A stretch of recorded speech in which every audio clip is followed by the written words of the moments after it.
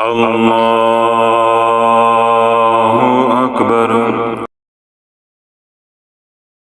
पिछले दिनों हमने एक सिलसिला शुरू किया और उस सिलसिले के 2 बयानात हो चुके हैं। उस सिलसिला ज़िक्र का बुनियादी मकसद ये था कि वो हज़रात जो क़ल्ब सलीम रखते हैं या ज़िक्र अस्कार करने का ज़ौक़ व शौक़ है, मगर उन्हें कोई रहबर जो है वो मुयस्सर नहीं है, दस्तयाब नहीं है, तो उसका नतीजा उम्मत में इस वक्त क्या निकल रहा है कि वो लोग अपनी मर्ज़ी के वज़ाइफ पढ़ते हैं, यानी बिन मुर्शद के, बिन उस्ताद के, जो उन्हें समझ आता है फ़ी ज़माना वो सोशल मीडिया से मदद लें या वो किसी रसाले से मदद लें या वो किसी किताब से कोई वजीफ़ा देखें या फिर कोई उन्हें दुकानदार वजीफ़ा बता दे, कोई ठग चोर वजीफ़ा बता दे, कोई रेडी वाला वजीफ़ा बता दे, कोई हमसाया वजीफ़ा बता दे, तो वो उसी वजीफ़े के ऊपर लग जाते हैं। ना वजीफ़ा देने वाले को मालूम है कि जो मैं इसे बता रहा हूँ इसकी ज़रूरत है कि नहीं, या इसकी तबीयत या इसकी रूह के साथ वो वजीफ़ा या वो ज़िक्र मुताबिकत रखता है कि नहीं, और ना बेचारे लेने वाले को मालूम है। तो इसलिए ऐसे लोग जो है वो गलत वज़ाइफ करके, शराइत के बग़ैर वज़ाइफ करके रजत के अंदर फंस रहे हैं और उम्मत का धीरे धीरे जो है वो कबाड़ा होता जा रहा है, बेड़ा गर्क होता जा रहा है। और जो दीनदार तबका है, यानी सोम सलात का जो पाबंद तबका है, ज़िक्र अस्कार और आदो वज़ाइफ करने वाला तबका जो है, वो जिस तरह मैं कई बार बयानात के अंदर कहता हूँ कि जब उनके कमेंट्स आते हैं, उनके वॉइस मैसेजेस आते हैं, उनके ख़यालात को जब हम पढ़ते हैं, उसका तज्ज़िया करते हैं, तो हमें क्या मालूम होता है कि ये लोग जो है ये अब मुर्तद होने के करीब पहुँचे हुए हैं, यानी मायूसी के आखिरी दर्जे पे पहुँचे हुए हैं। तो उन लोगों को भी हमने निकालना है इंशाअल्लाह इस सिलसिले की बरकत से। और मज़ीद क्या है कि जो लोग ज़िक्र अस्कार करने का ज़ौक़ व शौक़ रखते हैं या वो कर रहे हैं और लेकिन उनके पास कोई रहबर नहीं है, या वो हज़रात जो हमारे से भी सोशल मीडिया के ज़रिए वाबस्ता हैं लेकिन वो यहाँ खानकाह आ नहीं सकते, जिस तरह ओवरसीज़ पाकिस्तानी हैं या दूर दराज इलाकों में जो लोग रहते हैं वो बाकायदगी के साथ खानकाह जो है वो यहाँ तशरीफ़ नहीं ला सकते, तो हम ये सोशल मीडिया की जो सहूलत है उससे फ़ायदा उठाते हुए उनको उनकी दहलीज़ पे, उनके घर में जो है वो रहबरी कर रहे हैं, रहनुमाई करना चाह रहे हैं या करने की कोशिश कर रहे हैं, ताकि अगर वो कुछ पढ़ें तो उसका नफ़ा हो, और इतना नफ़ा हो कि वो इल्म उनका इल्म नाफ़े बन जाए, यानी ख़ुद को भी उनको नफ़ा हो और वो दूसरों लोगों को भी नफ़ा देने वाले बन जाए। इस सिलसिले में पहले 2 बयानात जो है वो हो चुके हैं कि वो तमाम हज़रात जिनके नाम इच से शुरू होते हैं, हे से शुरू होते हैं या हा से शुरू होते हैं। इस तरह दूसरा बयान भी हो चुका है कि जिन हज़रात का जो नाम है एफ़ से शुरू होता है, फ़े से शुरू होता है या फ़ा से शुरू होता है। तो आज तीसरे जो बयान का आगाज़ है वो हम करेंगे वो तमाम हज़रात जिनका नाम ए से शुरू होता है, जिनका नाम ए से शुरू होता है, ए फॉर अल्लाह, जिनका नाम ए से शुरू होता है, अलिफ से शुरू होता है या अलिफ के ऊपर जो मद होती है, अलिफ मद आ, उससे शुरू होता है, और इसके साथ थोड़ा सा तवज्जो रखनी है, वो तमाम हज़रात जिनका नाम उर्दू में आइन से शुरू होता है। समझ आ गई? यानी पहले हम लेकर चल रहे हैं, यानी एक इंग्लिश का, अंग्रेज़ी का, हरूफ तहजी का एक हरफ, एक उर्दू का और एक अरबी का, लेकिन आज उर्दू के जो है या अरबी के जो हैं वो 2 हैं, एक है अलिफ, एक है अलिफ मद आ और एक है आइन, और अंग्रेज़ी में क्या होगा ए। वो तमाम हज़रात जिनका नाम इन चारों हरूफ में से किसी एक हरफ से शुरू होता है, चाहे वो मर्द हैं चाहे वो औरत हैं। मैं एक एक मिसाल भी दे देता हूँ ताकि आपको भी समझने में आसानी हो जाए, जो सोशल मीडिया पे सुन रहे हैं उन्हें भी समझने में आसानी हो जाए। वो तमाम हजरात जिनका नाम ए से शुरू होता है, जिनका नाम ए से शुरू होता है, A for Ahmad, A for Ahmad, A for Abdullah, A for Abdurrahman, काफ़ी है मिसालें। इस तरह ए फॉर आमिर।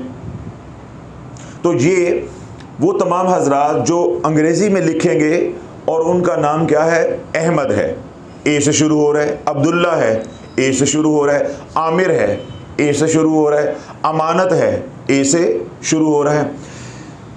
अब यहाँ पे ये देखें, मैंने जो मिसालें दी हैं इनके अंदर भी इशारा है कि नाम जो है वो ए से शुरू हो रहा है, तो कहीं पे अलिफ आ रहा है और कहीं पे आइन आ रही है। जिस तरह अहमद है वो भी ए से शुरू हो रहा है, अब्दुल्ला है तो वो भी ए से शुरू हो रहा है, अब्दुर्रहमान है तो वो भी ए से शुरू हो रहा है। अहमद में अलिफ आ रहा है, जो दो आगे मैंने मिसालें दी अब्दुर्रहमान और अब्दुल्ला की, उनमें आइन आ रही है। तो इसलिए वो तमाम हजरात जिनका नाम जो है वो अंग्रेज़ी हुरूफ तहज्जी के मुताबिक ए से शुरू होता है, या उर्दू में आइन से शुरू होता है, या अलिफ से शुरू होता है, या अलिफ मद आ से शुरू होता है। जिस तरह कोई खातून है उनका नाम आमना है, कोई खातून है उनका नाम क्या है, आमना है, तो ये क्या है, अलिफ मद आ।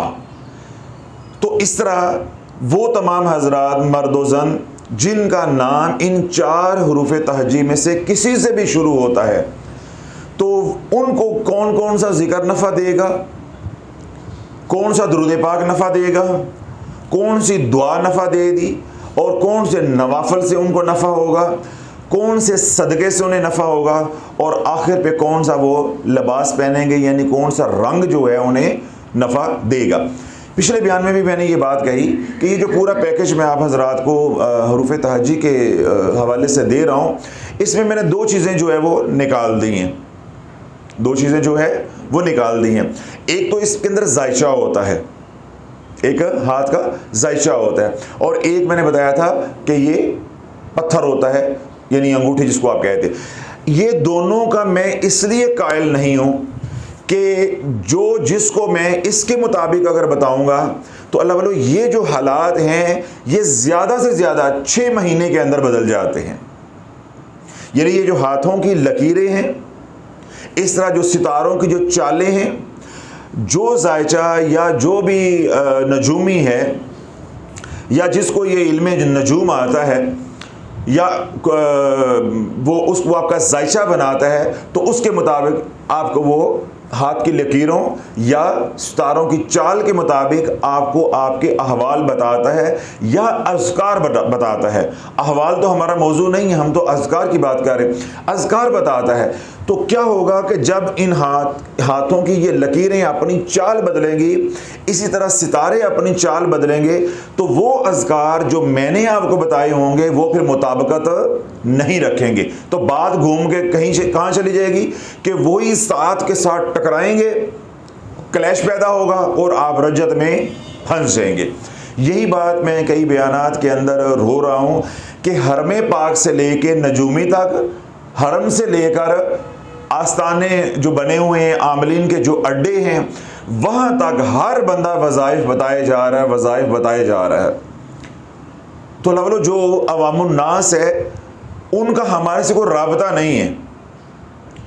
ये बयानात जो है वो लाखों लोगों ने सुनना होता है, तो लाखों लोग तो हमारे से रहबरी नहीं ले सकते, रहनुमाई नहीं ले सकते, और ना हम रहनुमाई कर सकते हैं। फिर अवामुन नास के अंदर क्या होता है, कभी पढ़ा कभी ना पढ़ा, कभी छोड़ दिया, कभी कम पढ़ा, कभी ज़्यादा पढ़ा।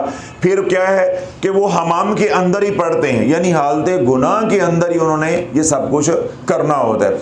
तो इसलिए उलमा जो शरीयत के मसाइल बताते हैं, फ़िक़्ह के मसाइल बताते हैं, तो जो मोहतात उलमा होते हैं उनके मोहतात होने की ये निशानी ये होती है कि वो मिंबर पे बैठ के अवामुन नास को उतने ही मसाइल बताते हैं, उतना ही इल्म जो वो मुंतकल करते हैं जितनी आवाम की ज़रूरत होती है।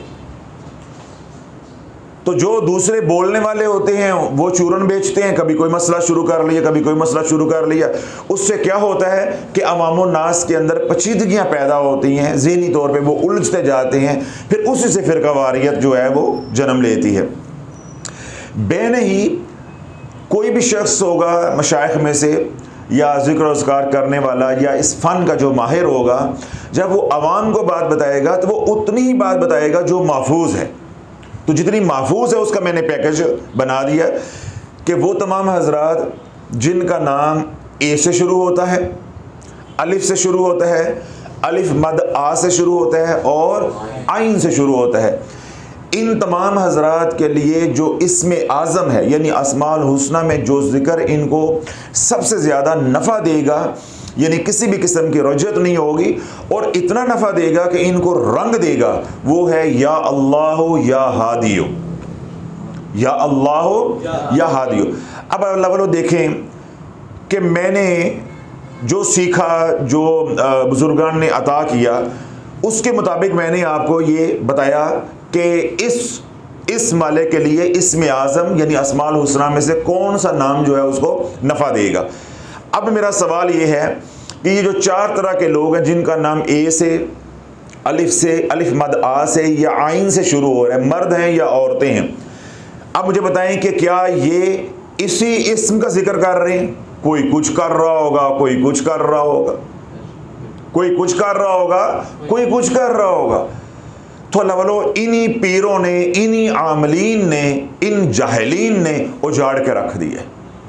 और मैं तो सर पकड़ के रह जाता हूं जब आज के दौर में मैं मोटिवेशनल स्पीकर्स को वज़ाइफ बताते सुनता हूं। हैरानी की बात है, मैं उनके नाम लूं तो लाखों लोग उनको सुनते हैं, मिलियन उनके फॉलोअर्स हैं, सब्सक्राइबर हैं। शर्म से मर जाए सुनने वाले भी और शर्म से मर जाए बताने वाले भी।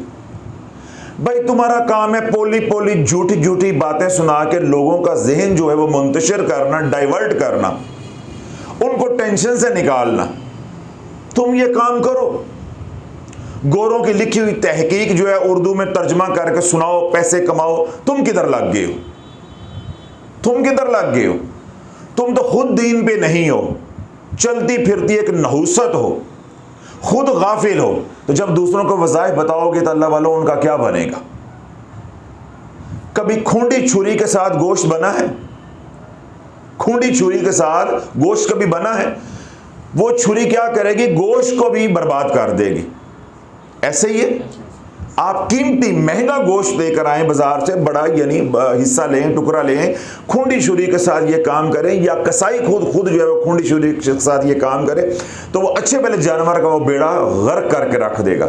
इसी तरह एक मोटिवेशनल स्पीकर के सामने एक बंदा जो है वाकई कल्बे सलीम वाला बैठा हुआ, उसके अंदर रूहानी इस्तिदाद है बढ़ने की, तो जब एक गाफिल खूंडी छुरी उसको जिक्र बताएगी, उसका बेड़ा गर्क करके रख देगी, बेड़ा गर्क करके रख देगी। पिछले दिनों में भी मैंने एक बात कही थी, तो मैंने कहा अगर आप पचा लें तो मैं नाम बता दूंगा। तो आपने कहा जी हाँ जी हम पचा लेंगे, हम हजम कर लेंगे। तो मैंने फिक्रा बोला था, कौल बोला था, वो था मौलाना अशरफ अली थानवी साहब का। उन्होंने ये बात लिखी है, ये बात फरमाई है कि गाफिल की तकरीर चाहे कितनी ही खूबसूरत क्यों ना हो,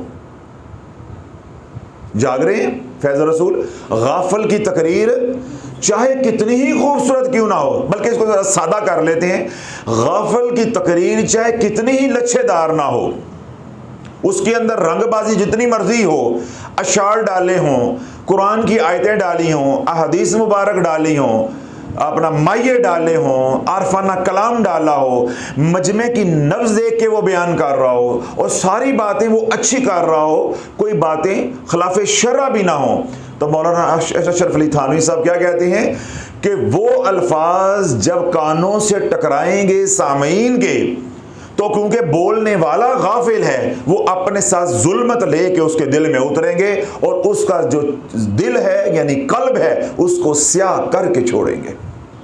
ये बात किसने कही है? अशरफ अली थानवी साहब ने। बस ये हाथ जोड़ता हूं, अल्लाह करे उनकी जमात को अपने ही अकाबरीन की बात समझ आ जाए।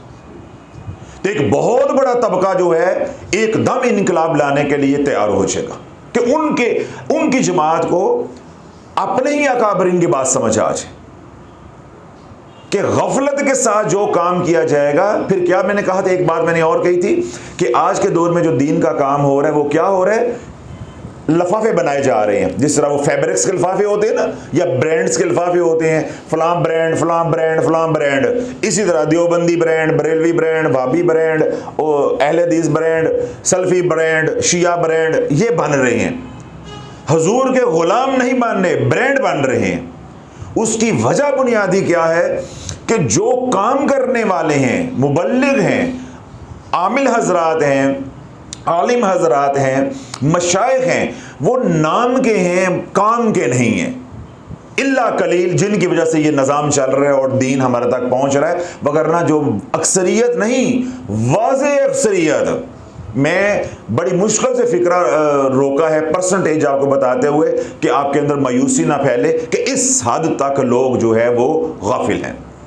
तो जब अल्लाह वालों उलमा का ये हाल है, मशाइख का ये हाल है, मस्जिदों के अंदर रह के नमाजें नहीं पढ़ी जा रही, खानकाहों के अंदर रह के नमाजें नहीं पढ़ी जाए, तो कोई इस दौर में कसम दे सकता है मोटिवेशनल स्पीकर्स की, जिन्हें ना मेरे हजूर का चेहरा पसंद है, ना मेरे हजूर का लिबास पसंद है, जिनकी जाहिर की सुन्नतें नहीं है, जिनको देख के हम गवाही दें कि ये हजूर के गुलाम है, अंदर से बेशक दरिंदे ही हों, अंदर कौन जान सकता है, उनका तो जाहिर भी जो है वो हजूर के गुलामों वाला नहीं है। तो अल्लाह वालों जिनके जाहिर के ऊपर इतनी गफलत है, उनके बातिन का क्या आलम होगा। तो अल्लाह वालों जब वो वज़ाइफ बताएंगे तो जो करने वाला है, जिसके अंदर इस्तेदाद भी है, ये खूंडी छुरी है, उनका भी बेड़ा गर्क करके रख देंगे। यानी एक हीरे जैसा बंदा होगा, सामने बैठा कुर्सी पे बयान सुन रहा, लेकिन जब ये लोग उसको वज़ाइफ बताएंगे तो क्या होगा, वो वज़ाइफ उसको लड़ जाएगा, उसको बर्बाद करके रख देगा। कहने को क्या है, अल्लाह का नाम, कहने को क्या है, कुरान की कोई सूरत, कहने को क्या है कि कुरान की कोई आयत होगी, यही कुछ होगा ना, और क्या होगा, वो जंतर मंतर तो नहीं कोई बताएंगे। तो ये बातें मैंने अल्लाह वालों इसलिए कही हैं कि अभी मैंने इतनी सी बात कही कि जिन हजरात का नाम ए से, अलिफ मद आ से और आइन से शुरू होता है, मर्द हैं या औरतें हैं, उनका इस्म आज़म क्या होगा, या अल्लाह या हादियो। तो आपके रोंगटे खड़े हो गए हैं कि असी तो पता नहीं केड़ा केड़ा काम करने लग गए, ऐसी है, हम तो पता नहीं क्या क्या पढ़ रहे थे, हमें एक निज़ाम का इल्म नहीं था। तो यही अल्लाह वालों को रुलाता हूँ कि जब निज़ाम का इल्म नहीं है तो चुप करके मदीने चले जाओ, हजूर की गुलामी में रहो, मसनून अज़कार करो। मसनून अज़कार यूनिवर्सल हैं। ये नुक्ता जो मैं बोल रहा हूँ ये मोटिवेशनल स्पीकर को पता नहीं, ये नुक्ता मशाइख को पता नहीं है, ये नुक्ता उलमा को पता नहीं है, हरम से लेके बाबा जी से लेके नीचे तक, अड्डे तक, आस्ताने तक किसी को ये बात मालूम नहीं है। हालांकि मैं जो को मसला फीसा गौरस नहीं बयान कर रहा, कोई बड़ी अमलियात की बात नहीं कर रहा, मैं बुनियादी बात कर रहा हूँ, यानी जिसको कहते हैं ABC। सुनने वाले को लगेगा कि हजरत साहब के पास बहुत इल्म है, सुनने वाले को क्या लगेगा कि हज़रत साहब के पास बहुत इल्म है। अल्लाह वालों जो अल्लाह की अता है वो अपनी जगह पे है, ये तो बुनियादी बातें हैं, अलफ बे पे है, ABC है। ये जो हजूर अलैहिस्सलाम ने अज़कार तलकीन किए हैं, जिनको आप मसनून अज़कार कहते हैं, वो यूनिवर्सल हैं, उसके लिए किसी की इजाज़त नहीं है ज़रूरी, ना उनसे रजत होगी। क्यों? उनके साथ अल्लाह ने एक हिफाजत का निज़ाम लगाया है, एक बात। उसके बाद लफ्ज़ अल्लाह या इस्म अल्लाह, ये काफर भी ले सकता है, मुसलमान भी ले सकता है, मुनाफिक भी ले सकता है, अल्लाह का वली भी ले सकता है, नबी भी ले सकता है, और हमारे जैसा आम आसी मुसलमान भी ले सकता है। इस्म अल्लाह यानी इसमें ज़ात जिसको कहते हैं, इसके जो अनवारो तजल्लियात हैं ये इतने लतीफ़ हैं, इतने लतीफ़ हैं, इतने लतीफ़ हैं और दूधिया हैं। यानी अभी देखें, कम अज़ कम कोई मेरा हाल है 20-25 एनर्जी सेवर लगे हुए हैं इस हाल के अंदर, कम अज़ कम भी, तो ये सारे चल भी रहे हैं। अगर यहाँ इस अल्लाह यानी इसमें ज़ात के अनवारो तजल्लियात, अल्लाह हिजाब हटा दे, आपको नज़र आए, तो उनकी एक अपनी मुनफरद रोशनी होगी। इतनी रोशनी के अंदर भी वो अपना अलग वजूद रखेंगे। ये नहीं होगा कि उनकी रोशनी इस रोशनी के अंदर जो है वो गुम हो जाए, ख़त्म हो जाए, मर्ज हो जाए, एक हो जाए, ऐसा नहीं होगा। वो इतने जो है वो दूधिया होंगे कि जब वो सितारे चमकेंगे या अनवार व तजल्लियात का जब नज़ूल होगा, आपको बाकायदा उसी तरह नज़र आएंगे जिस तरह शबरात हो या शादी हो, निकाह हो, तो जिस तरह वो क्या चाहिए, हवाइयाँ चलाई जाती हैं या आतिशबाजी की जाती है, तो उससे जो फुलझड़ी होती है, जो चिंगारियाँ निकलती हैं, वो अपना वजूद रखती हैं, लेकिन उनका वजूद रात को नजर आता है। अगर वही आतिशबाजी फायर वर्क जो है वो सुबह के वक्त किया जाए तो कुछ नजर आएगा। लेकिन रब के नाम यानी इसमें ज़ात के ऐसे अनवार व तजल्लियात हैं कि जब उनका नज़ूल सालिक पे हो रहा होगा, सूरज जो है 12 बजे ऐसे बिल्कुल ऊपर हो, बिल्कुल साफ मतला हो, आसमान साफ हो, रोशनी जो है सूरज की हर तरफ उसने घेरा हो, लेकिन जो ही अनवार व तजल्लियात इसमें ज़ात अल्लाह के नाजिल होना शुरू होंगे, आपको एक एक नजर आएगा बिल्कुल यूं बिखरता हुआ, इतनी रोशनी है उनकी। तो ये जो इसमें ज़ात है ये यूनिवर्सल है। क्या है? यूनिवर्सल है। एक काफर ने मुसलमान होना है तो उसने भी अल्लाह कहना है। एक मासूम बच्चा है, आज 1.5 साल का हुआ है, साल का हुआ है, तो हम शुरू क्या कर दें, बेटे कहो अल्लाह, कहो अल्लाह, हमने उसको भी सिखाना है, ये उसने भी बचाना है। एक बूढ़ा आदमी है, मरीज है, बिस्तरे मर्ग पे पड़ा हुआ है, वो कोई और इबादत नहीं कर सकता, कोई और जिक्र अज़कार नहीं कर सकता, सिर्फ सांसें चल रही हैं, तो उसने भी कहना है अल्लाह। तो इसके अंदर ये इसमें ज़ात अल्लाह का मोजज़ा है कि ये ऐसी रूहानी खुराक है कि कमज़ोर से कमज़ोर खाए तो वो ताकतवर हो जाए, और ताकतवर खाए तो वक्त का अब्दाल बन जाए, वक्त का गौस बन जाए, वक्त का वली बन जाए। तो ये हर एक के लिए है। किसके लिए है? हर एक के लिए। मसनून अज़कार सब के लिए। इसमें ज़ात अल्लाह अल्लाह अल्लाह या अल्लाहू अल्लाहू या हू अल्लाहू अल्लाह, ये इसमें ज़ात है, ये सब के लिए है, किसी की इजाज़त की ज़रूरी नहीं है। दिन रात करो, अन्ने वाह करो, तो जिस तरह मैं कहता हूँ कच्छा पा के करो, किसी की इजाज़त की ज़रूरत नहीं है, किसी हसार की ज़रूरत नहीं है, किसी कड़े की ज़रूरत नहीं, ना ज़मीनी हसार की, ना कड़े की, ना रूहानी हसार की ज़रूरत नहीं है। कौन सा जिक्र? इसमें ज़ात अल्लाह अल्लाह अल्लाह अल्लाहू अल्लाहू अल्लाहू या हू अल्लाहू अल्लाहू अल्लाह, जितनी मर्जी ज़रबें लगाओ, ना कड़े की ज़रूरत, ठीक है, ना किसी भी किस्म के हसार की ज़रूरत, और ना किसी से इजाज़त की ज़रूरत। कितने अज़कार हो गए? 2। एक मसनून अज़कार और एक अल्लाह रब्बुल इज़्ज़त का नाम जो है ज़ाती, इसमें ज़ात अल्लाह, और दूसरा है दुरूद पाक। दूसरा क्या है? दुरूद पाक। वो तमाम दुरूद पाक जो अहादीस मुबारका की किताबों में आए हैं वो यूनिवर्सल हैं। वो क्या हैं? वो यूनिवर्सल हैं। उनकी आपको किसी से भी इजाज़त लेने की ज़रूरत नहीं है। तो ये नुक्ता मैंने इसलिए वाज़ह किया है, वो लोग जिनका ये ऊपर वाला चैम्बर बिल्कुल फारग होता है, उन्हें बात समझ नहीं आती, स्वाए तबीयत के अंदर, मजाज के अंदर सिर्फ एक एतराज़ होता है बात पे, लो जी करना अल्लाह का जिक्र तो इजाज़त लेनी। ये पीर और मौलवी कौन होते हैं? ठेकेदार, अल्लाह के जिक्र की इजाज़त देने वाले। तो ये बातें मैंने उनके लिए कही हैं कि तुम जब इस राह के मुसाफिर ही नहीं हो, तुम्हें तो ये बुनियादी बातें मालूम नहीं। अब मैंने सारा खोल के बताया तो तेरी आंखें खुली हैं कि जो जिनकी इजाज़तें आम अल्लाह उसके रसूल ने दी है, उधर रहोगे तो हमारी इजाज़त की ज़रूरत नहीं है। लेकिन जब ख़ास तरीका नबी के तरीके से हट के तरीका होगा, ठीक है, पढ़ने का तरीका अलग होगा, तादाद अलग होगी, घड़ी अलग होगी, पूरा निज़ाम मुख्तलिफ होगा, फिर जिसने ये निज़ाम बनाया, जिसने इस पर तजर्बा किया, जिसका ये मुशाहिदा है, उसी से इजाज़त लेनी पड़ेगी, उसी से सीखना पड़ेगा।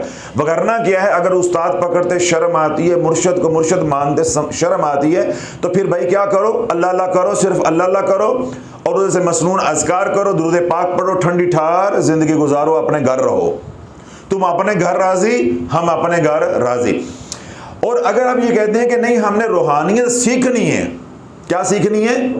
जरा तवज्जो रखिएगा, हमने क्या करनी है? रूहानियत सीखनी है। तो वो लोहा बेचने वाले के पास जाना पड़ेगा, जो रूहानियत का माहिर है उसी के पास जाना पड़ेगा। तो फिर ये किस बात का ताना है कि पीर कौन होते हैं जिक्र की इजाजत देने वाले? फिर ये किस बात का ताना है कि ये मौलवी कौन होते हैं जिक्र की इजाज़त देने वाले? जब फ़िक़्ह सीखनी है तो किसके पास जाना पड़ेगा? फ़क़ीह के पास। फ़िक़्ह के मसाइल सीखनी, हदीस पाक सीखनी है, किसके पास जाना पड़ेगा? मुहद्दिस के पास। तफसीर सीखनी है, उसका फ़न सीखना है तो किसके पास जाना पड़ेगा? मुफस्सिर कुरान के पास।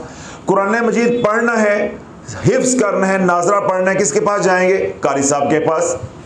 ये सारी बातें माशाल्लाह 6 बाय 6 की खोपड़ी में आती हैं, लेकिन जब लफ्ज़ पीर आ जाता है, मुर्शिद आ जाता है, एकदम हाजमा ख़राब हो जाता है। अब सारा समझ आ गई बात? मसला चिड़ किसके साथ है? मुर्शिद के साथ, पीर के साथ, इस लफ्ज़ के साथ चिड़ है। बाकी सारे कामों के सर मार रहे हैं कि उस्ताद ज़रूरी हैं, तो रूहानियत का कोई उस्ताद नहीं होगा। भाई तू हदीस भी घर पढ़ लेना, तो कुरान भी घर पढ़ ले, क्यों कारी साहब से पढ़ा था? तर्जमा भी घर पढ़ लो, क्यों जाते हो लोगों के पास पढ़ने के लिए? फिर तो नमाज भी सीखी है, सारे काम सीखे हैं, तो जो ये फ़न है ये कहते हैं जी हम इजाज़त क्यों नहीं? तो अल्लाह वालों ये क्या है कि हमने हराम इतना खाया कि उस हराम ने हमें रूहानियत से दूर कर दिया, हमने गुनाह इतने किए कि उसने, उन गुनाहों ने हमें रूहानियत से दूर कर दिया। तो अब मैं बात को सारी को समेट रहा हूं कि अल्लाह वालों अगर तो रूहानियत के मैदान में नहीं आना, इस रास्ते पे नहीं चलना, तो फिर मैंने क्या कहा है? मसनून अज़कार तक रहो, जिक्र इसमें ज़ात अल्लाह या अल्लाहु हु अल्लाह और दुरूद पाक, इससे बाहर नहीं आप निकल सकते। इससे बाहर निकल के किसी भी कलमे की, किसी भी इस्म की तकरार करेंगे तो जो उसके अनवार तजलियात सामने आएंगे, मुनकशफ तेरे ऊपर होगा, तू परेशान हो जाएगा। रहनुमाई किससे लेगा? रहनुमाई किससे लेगा? जिस तरह हमारे पास एक खातून आई, मैं कई बार उनका जिक्र कर चुका हूं, तो उन्होंने, किसी ने उनको कहा कि सूरह मुज़म्मिल जो है वो आपने 41 बार पढ़नी है, उनको इजाज़त दे दी। अब उन्होंने जब इजाज़त दे दी, उसने खातून ने पढ़ना शुरू कर दी। जब 19-20 दिन हुए तो हिजाबात हटने शुरू हो गए, कोई मखलूक उनको नजर आना शुरू हो गई, वो खातून डर गई। वो खातून क्या हुई? डर गई। अब वो जब उसको मखलूक नजर आई, अब उसको बुजुर्गों ने इजाज़त दी थी, नाम नहाद बुजुर्गों ने। अब फर्ज करो कोई खातून रसाले से, मैगजीन से, किसी से भी देख के, चैनल से आजकल देख के वजीफा शुरू कर देती सूरह मुज़म्मिल का, उसको मखलूक नजर आई, अब वो किधर जाएगी? उसको कोई इशारा होता है, कोई ख्वाब आते हैं, या ये इतनी सूरत वो पचा रही है कि नहीं पचा रही, हजम हो रही है कि नहीं हो रही, वो रहनुमाई के लिए किधर जाएगी? तो अल्लाह जिससे रहनुमाई ली जाए उसको तो टीचर कहते हैं, उसी को उस्ताद कहते हैं, उसी को मुर्शिद कहते हैं, उसी को हादी कहते हैं। लेकिन बदबख्ती ये है कि इस लफ्ज़ को गाली बना दिया गया मुर्शिद को और पीर को, और अवामुन्नास के अंदर नफरत डाल देगी। हालांकि लाशऊरी तौर पे हर शोबे में इंसान उस्ताद पकड़ता है, हर शोबे में उस्ताद पकड़ता है। अब खातून जो है उसको जब वो मखलूक नजर आना शुरू हुई तो वो दौड़ी किसके पास? जिन्होंने इजाज़त दी थी। उन्होंने कहा मैं तो आपने इतनी पढ़ी, मैंने की पता है, मुझे क्या पता कि ये कैसे नजर आई। हाँ हाँ बंद कर दो, इसको बंद कर दो। वो सुन के खुद डर गया। वो दिन है और आज का दिन है, वो खातून रज्जत में फंसी हुई है। घर तबाह, बहनों के घर तबाह। इंग्लैंड में फैमिली है, 4 बच्चे हैं, आगे चारों बच्चों के घर तबाह, पूरा खानदान तबाह। एक बेटा मेडिकल के आखिरी सेमेस्टर में था, आखिरी फाइनल ईयर में था, सब कुछ तबाह हो गया है। फिर वो फंस गई, फंस के निकलने के लिए, उस मुसीबत से निकलने के लिए फिर क्या है? रगड़े तो रगड़ा, वजीफे तो वजीफा, रगड़े तो रगड़ा, वजीफे पे वजीफा पे। फिर वो मुसीबत, वो रज्जत और बढ़ती गई। तो अल्लाह वालों जब उस्ताद था लेकिन कामिल नहीं था तो ये अंजाम हुआ, तो जब सिरे से उस्ताद नहीं होगा तो फिर क्या अंजाम होगा? हमारा ये मौजू है, हमारा ये मौजू है। जिस तरह मैंने ये बात कही कि जिन लोगों के नाम ए से, अलिफ से, अलिफ मद आ से या आइन से हैं, वो तमाम हजरात, ये मर्द हैं या औरत हैं, इनको जिस जिक्र से नफ़ा होगा, यानी अस्माउल हुस्ना में से, वो है या अल्लाह या हादियो। ये जिक्र इतना करें, इतना करें, इतना करें कि यही अस्माउल हुस्ना इनका इस्म आज़म बन जाए। तो यूं सादा जुबान में अब आप कहेंगे कि वो तमाम हजरात मर्दोज़न जिनका नाम ए से, अलिफ मद आ से, अलिफ से या आइन से होगा, उनका इस्म आज़म क्या होगा? या अल्लाह या हादी। अब यहां तक बात मुकम्मल हो गई, यानी एक नुक्ता या एक पॉइंट हमारा मुकम्मल हो गया। आगे है ये तमाम हजरात जिनका नाम ए से, अलिफ से, अलिफ मद आ से या आइन से है, इनको जो नमाज फ़र्ज नमाजों के बाद सबसे ज़्यादा जो नफ़ा देगी वो कौन सी है? सलातुल हाजत। सलातुल हाजत, ये 2 रकात नमाज सलातुल हाजत पढ़ें, उसके बाद जो सबसे ज़्यादा दुआ इनको नफ़ा देगी वो क्या है? रब्बना आतिना फिद दुनिया हसनतों व फिल आखिरती हसनतों वकिना अज़ाबन्नार। अब देखिए ये इसको इस हथियार को इस्तेमाल कैसे कर रहे हैं, मैं साथ के साथ बात को समेटता जाता हूं ताकि ये बात फैले ना, आगे जाके फिर मैं दोबारा इसको दोहरा दूंगा। आप हजरात आज जिस तरह 11 सितंबर है, तो आज आपने सुना और आपका नाम अय्याज है जिस तरह, तो आपका नाम ए से शुरू हो गया, ये अहमद है, अब्दुल्ला है, अब्दुर्रहमान है, ठीक है, आमिर है, या बच्चियां हैं तो उनका नाम आमना है, ठीक है। तो इस तरह किसी का नाम इन 4 हरूफ तहजी में से, 4 लेटर्स में से किसी एक से शुरू होता है। तो उन्होंने आज 11 सितंबर 2023 से ये अमल शुरू कर लिया, या अल्लाह या हादियो, ठीक है। अब उन्होंने इतना पढ़ा, महीना, 2 महीने, 3 महीने, अब उनके ऊपर आगे कोई आजमाइश या कोई हाजत, कोई परेशानी है या कोई ख्वाहिश है। अब उन्होंने इस हथियार को क्या करना है? इस्तेमाल। अब वक्त आ गया हथियार इस्तेमाल करने का, यानी जो हम अल्लाह का नाम ले रहे हैं उससे नफ़ा भी तो लेना है ना, दुनिया का नफ़ा भी तो लेना है ना, सवाब तो है, वो तो मिल ही रहा है, चाहे रजत में भी फंस जाओगे सवाब तो मिल ही जाएगा। अब हथियार को हमने क्या करना है? इस्तेमाल। अब ये तमाम हजरात जिनका नाम ये 4 हरूफ से शुरू होता है, वो क्या करेंगे? 2 रकात नमाज सलातुल हाजत पढ़ेंगे, उसके बाद सिर्फ 7 बार, कितनी बार? 7 बार अपना इस्म आज़म पढ़ेंगे, या अल्लाह या हादियो, सिर्फ 7 बार, या अल्लाह या हादियो, या अल्लाह या हादियो, या अल्लाह या हादियो, या अल्लाह या हादियो, या अल्लाह या हादियो, या अल्लाह या हादियो, या अल्लाह या। वो जो मकसद है, जो मसला है, परेशानी है, हाजत है, तकलीफ है, जो भी है, जो अल्लाह से मांगना चाहते हैं, वो अपने जहन में रखना है। अव्वल व आखिर एक बार दुरूद पाक पढ़ेंगे और हाथ उठा के क्या कहेंगे? रब्बना आतिना फिद दुनिया हसनतों व फिल आखिरती हसनतों वकिना अज़ाबन्नार, अल्लाहुम्मा सल्लि अला मुहम्मद व अला आले मुहम्मद। बस कोई वक्त लगा है, कोई लंबा चौड़ा वजीफा, सज्जे पैर दी मिट्टी नहीं हिलनी चाहिए, या मेरे कन नहीं फड़कने चाहिए, या काला बकरा जिसके सींग गोल हों, कोई इसके अंदर चीज़ है? अल्लाह बोलो जो निज़ाम रूहानियत का है वो इतना सादा है, सिर्फ ये है कि जब कोई समझाने वाला नहीं होगा फिर इतना पेचीदा है कि क़यामत तक भी तेरी नस्लें इसको खोल नहीं सकती। जिस तरह मैंने अभी आप हज़रात को ये बताया कि जिन लोगों के नाम इन 4 हरूफ से शुरू होते हैं, अब कहने को मैंने, क्योंकि मैंने बात अपने मुंह से अब निकाल दी है, तो कितनी सादा है कि जी इनका इस्म आज़म ये होगा। अब उससे पूछो जिनको ये बात मालूम नहीं थी, वो सारी ज़िंदगी क्या क़यामत तक भी ढूंढते रहते, उन्हें मालूम ना होता कि मेरी तबीयत को कौन सा जो है, या मेरी रूह को कौन सा इस्म आज़म मुवाफिक आएगा। तो फिर क्या करते? तजर्बे, यही करते ना, तजर्बे करते। कभी कोई पढ़ते या हय्यू या क़य्यूम, कभी या हन्नानु या मन्नानु, या कभी या गफ़ारु या सत्तारु, या कभी या हादियु या वालियु, इस तरह कोई भी जोड़ जोड़ के पढ़ते। तो क्या होता? वो एक ही पढ़ते या 2 पढ़ते, ज़्यादा से ज़्यादा 2 तजर्बे करते, तो किस में चले जाते? रजत के अंदर। ज़िंदगी तबाह हो जाती, 5-4 नस्लें भी तबाह हो जाती, तो उन्हें मंजिल मिलती। अब मैं बता रहा हूँ तो कि कहने वाला कहेगा हज़रत साहब आपने कौन सा जो है वो आसमान सर कर लिया, कौन सा आपने कोई एहसान कर दिया है, ये तो छोटी सी बात है। तो मतलब ये छोटी बात सीखते सीखते इस फ़कीर के 32 साल लग गए हैं। बस अगर आपको अभी भी ये बात छोटी लग रही है ना, तो बस ये समझ लो कि मैं इतनी टेंशन पिछले 5-6 सालों में ली कि मेरी इसी उम्र के अंदर मेरे सर के बाल इतने घने होने के बावजूद वो पतले हो गए, दाढ़ी मेरी सफ़ेद हो गई। समझ आ गई? तो अब मैं बोल रहा हूं तो अब कितनी बात आसान लग रही है कि यार ये क्या है, तो भाई अगर आपको मेरे से फिर भी दिल मुतमईन नहीं हो रहा, माशाल्लाह मैदान भी है, घोड़ा भी है, कार तजर्बे, 99 नाम है सारे, बस ज्यादा तो नहीं है, 99 नाम है।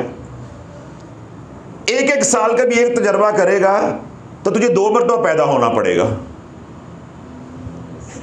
अगर एक साल पे भी लगेगा तजर्बा करते तो तुझे 99 नामों के लिए 2 जन्म लेने पड़ेंगे। और मैंने जिस तरह कहा कि बस तू एक नाम छोड़ के दूसरा शुरू करना, फिर औंदियां देखना, फिर रजत आई ले तू, तो उसके बाद क्या है, खुद भी मरेगा, हमसायों को भी मारेगा, औलाद को भी मारेगा, और 3 4 5 नस्लें बर्बाद करके 200-250 साल तू कब्र में उतर जाएगा। और जब हादी होगा तो क्या है, तो हमने तुम्हें रास्ता दे दिया। अब हम बात कहां तक ले आए हैं कि इस इस्म आज़म से बाहर आपने नहीं निकला। हाँ, कभी प्यार में, मोहब्बत में, कभी हफ्ते में 10 दिन बाद, कभी दिल कहा किया तो कुरान मजीद के इधर अस्माउल हुस्ना लिखे होते हैं, इधर अस्माउल नबी लिखे होते हैं, तिलावत के तौर पे आप एक बार पढ़ लें। वजीफा नहीं बनाना किसी को। वजीफा जिन हजरात का नाम इन 4 हरूफ में से किसी के साथ शुरू होता है, वजीफा या उनका जिक्र सिर्फ क्या होगा, या अल्लाह या हादी। अगर मेरी ये सारी बात इतनी तफसील के साथ सुन के भी फिर तजर्बे ही करनी है तो फिर मेरा क्या फायदा बोलने का, फिर बदबख्ती है ना उसकी है, फिर जो मर्जी वो करे। तो अब उसका इस्म आज़म क्या हो जाएगा, या अल्लाह हो या हादी हो। और जिस नमाज से, यानी फ़र्ज नमाज के अलावा जिन नवाफल से या नफली नमाज से इन हजरात को नफ़ा होगा, वो कौन सी नमाज होगी, सलातुल हाजत। और किस दुआ से नफ़ा होगा, रब्बना आतीना फिद दुनिया हसनतम व फिल आखिरति हसना वक़िना अज़ाबन नार। समझ आ गई। तो फिर मैंने इसको इस्तेमाल करने का तरीका भी बता दिया कि जब कोई हाजत आ जाए, जब कोई परेशानी आ जाए तो क्या करना है, 2 रकात नमाज सलातुल हाजत पढ़ेंगे, उस बदकमली वाले पे दुरूद पढ़ेंगे, 7 मरतबा अपना इस्म आज़म पढ़ेंगे, उसके बाद हाथ उठा के अल्लाह से दुआ मांगेंगे। कोई लंबा चौड़ा हिसाब नहीं है, कोई इस तरह की ड्रामेबाजी नहीं, अल्लाह मैनू ऐ दे दे, मैनू ऐ दिल है, मेरे को ऐ इंज कर दे, तेनू इंज कर दे। अल्लाह के बंदे बनना है, अल्लाह के मशीर नहीं बनना, वरना अल्लाह ज़मीन में गाड़ देगा अल्लाह को मशवरे दोगे तो। मशीर बनना एक तरह का अल्लाह का शरीक बनना है। अल्लाह को यह बात इंतहाई नापसंद है, इंतहाई नापसंद है। चले अब बात एक और आगे तरबियत के लिए मैं कह देता हूँ। रात को एक फैमिली आई मेरे पास, तो वो मेरे वकील भी हैं, उनके घर घरेलू मसला था, तो उन्होंने परेशानी की वजह से आसमान सर पे उठाया हुआ था। तो मैं जब आया, यानी इधर ही बैठे थे, तो मैं जब आया तो खातून जो है वो माशाल्लाह ढाई मार मार के ज़ारो कतार रो रही थी। जब मैंने उनसे पूछा कि भाई क्यों रो रहे हैं, क्या मसला है, तो उन्होंने मसला बताया, जी मेरे शोहर ने दूसरी शादी जो है वो कर ली है। वो ठीक था, उनका एक फितरी रद्द अमल था खातून का, वो रो रही थी, वो अपनी जगह पे है। जो बात उसमें से मैं आपको देना चाहता हूँ या नुक्ता आपको समझाना चाहता हूँ, जो ज़िम्नन बात दरमियान में आ गई, वो ये थी, उस खतून का इसरार ये था, क्या इसरार था कि हज़रत साहब हमने सुना आपने फ़लाँ आदमी का मसला सरकार अलैहिस्सलाम से हल करवाया, पता नहीं उन्होंने कहाँ सुना हुआ था, वल्लाहु आलम। अब हमारा मसला हल करवा के दे, अब हमारा मसला हल करवा के दे। मैं चुप करके मैंने बात सुन ली। मैंने कहा चलो ठीक है, अल्लाह सुना खैर फरमाएगा, मेरे हजूर के दर में कोई कमी नहीं है, उस दर पे वो लब हैं जिन लबों पे ना नहीं है, अल्लाह खैर फरमाएगा, इंशाल्लाह हो जाएगा। अच्छा, मैंने कहा ठीक है, मैं इस्तग़ासा पेश करूंगा, सरकार जो करम फरमाएंगे, अल्लाह पाक जो रहमत फरमाएगा, इंशाल्लाह 2-4 दिन में पता चल जाएगा। आप मुझे 7 हफ्ते का वक्त दे दें, ये आपने पढ़ते रहना है, बाकी मैं जानूँ, रब जाने, सरकार जाने, आप दरमियान में से आप निकल जाए। अब मैं जो बात आपको समझाना चाह रहा हूँ ये, अब उस फैमिली ने क्या किया, छलांग लगाई है और अपना मुकदमा जो है बराए रास्त कहाँ ले गए हैं, बारगाह रसालत में। जी मैंने अपना मामला अल्लाह के स्पुर्द कर दिया, मैंने अपना मामला अल्लाह उसके रसूल के स्पुर्द कर दिया, बात ख़त्म हो गई। अब वो रोए जाएं, मैं कहूँ भाई जब आपने मामला अल्लाह के स्पुर्द कर दिया, फिर मेरी आपकी बात बनती नहीं है।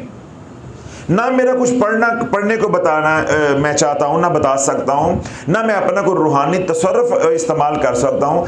क्यों, ये सारे हथियार मैं तब इस्तेमाल कर सकता हूँ कि बात हमारी सतह तक रहती। जब बात ही चले गई ऊपर, अब फिर हम खुद भी चल पड़े हैं, ऊपर भी केस भेज दें, तो ये तो निज़ामी बेअदबी की बेदबी वाला है, अदब के खिलाफ है, ये तो निज़ाम ही सही नहीं है। अच्छा, फिर चुप कर गए। फिर थोड़ी देर बाद, नहीं हजरत साहब आप ऐसे करें ना, आप सरकार की बारगाह में यूं कहें ना कि उनको वो लौटा के ऐसे भेज दें। आप अल्लाह से ये दुआ करें ना हमारे लिए कि वो पहले की तरह ठीक हो गए, दोबारा मेरे घर आ जाएं, हमारी ज़िंदगी दोबारा शुरू हो जाए, यानी बहाल हो जाए। फिर मैंने अल्लाह वालों उनको टोका, और यही नुकता आपको दे रहा हूँ कि जब मामला अल्लाह की बारगाह में ले गए तो फिर क्या बनना है, अब्द बनना है। और हम है भी अब्द हैं, बंदे हैं, मशीर नहीं बनना। फिर मैंने उस खातून को थोड़ा सा सख्त अल्फाज के अंदर समझाया कि बीबी ये बारगाह रसालत है, ये SHO नहीं है, यहां जज के सामने आप बोल नहीं सकते, चूं चरा नहीं आप कर सकते। तो आप अहकमुल हाकिमीन की बारगाह की बात कर रहे हैं और उनके बाद बारगाह रसालत की बात कर रहे हैं। ये वो बारगाह है जहां पे बायज़ीद बुस्तामी और जुनैद बगदादी जैसी हस्तियां क्या फरमाती हैं कि जब तुम बारगाह रसालत में पहुंचो तो अपने सांसों की तरतीब के ऊपर भी निगाह रखो। अगर तेरे सांस जो है उनकी तरतीब टूट गई तो कहीं ये ना हो कि वो खिलाफ अदब हो जाए और तेरे सारे अमाल जो है वो सल्ब कर लिए जाए। तो ये बारगाह है। तो आप मुझे मशीर बना रही हैं कि मैं मशवरा दूं अल्लाह को कि ये यूं कर दे, या अल्लाह तो ऐसे कर देना, या अल्लाह तो ऐसे कर देना। तो भाई अल्लाह के यहाँ क्या है, साइल बनो, मशीर नहीं बनो, सवाली बनो।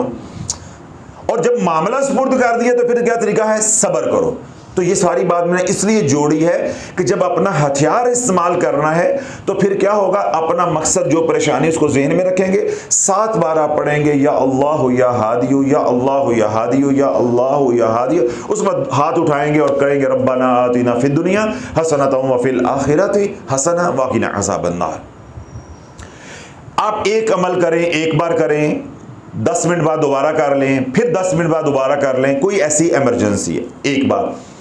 अगली बात यह है, अल्लाह ना करे कोई बाहर दुकान पे हैं, दफ्तर में हैं, किसी ऐसी जगह पे हैं कि आप मुश्किल में आ गए, कोई परेशानी आ गई, या आपको कोई रहनुमाई चाहिए।